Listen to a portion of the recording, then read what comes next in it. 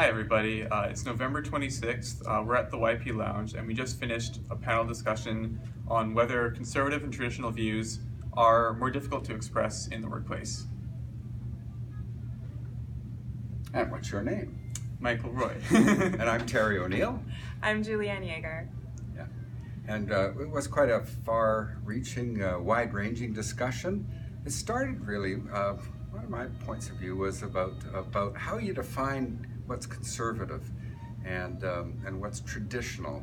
And I take a look at it from the point of view of more of a process of understanding issues. And I think conservative traditional people really try to think things through, rely on some ideas such as what a principle is, what virtues are, and fundamentally what truth is, and that truth does exist. And I think in this day and age, when you assert that truth exists, you're conservative or you're traditionalist. So we wanted to understand that to begin with. And from that foundation, sometimes you can get into dicey situations at the workplace simply by fundamentally saying, well, you believe something is true and something is good, rather than being a relativist.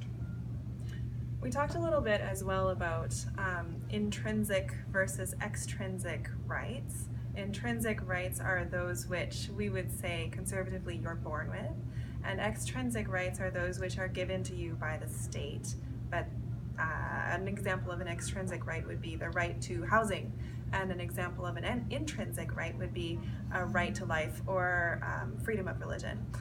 So we spoke a little bit about what to do when your rights in the workplace to hold a certain opinion or believe in a certain way feel like they're being infringed by your employer.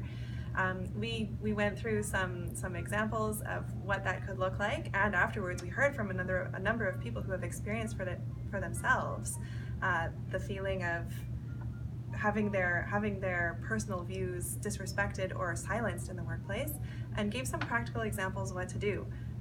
One of the best examples being take notes, because you might need them later to show what actually happened to you when it becomes my view versus somebody else's view scenario. And I'm not the expert that Julianne is in the area. She's an employment lawyer. I was a journalist for many years, and now a recently retired municipal politician, so I spoke more from experience.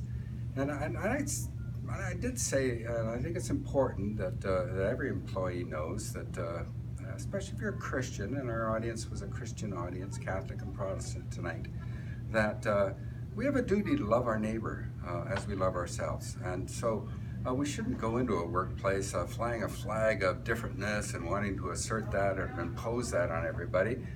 We have a duty to get along, and at the same time, though, as I talked about later, we also have rights. The Charter of Rights and Freedoms does not discriminate against conservatives. The BC Human Rights Code does not say conservatives or traditionalists have no rights. It's contrary. The Charter of Rights and Freedoms says there is conscience rights. There are rights to freedom of religion, freedom of expression. And I encourage the people in our audience to know what their rights are, to stand up for those rights, and to become confident in those rights. Putting those two things together, having that responsibility to love your neighbor, to get along with people, but also having the confidence to assert your rights, I think that's a good way of approaching difficulties, problems in the workplace. Yeah, it was a really fruitful discussion, so be sure to come out to the next YP Lounge event, and thank you all for watching. Have a good night.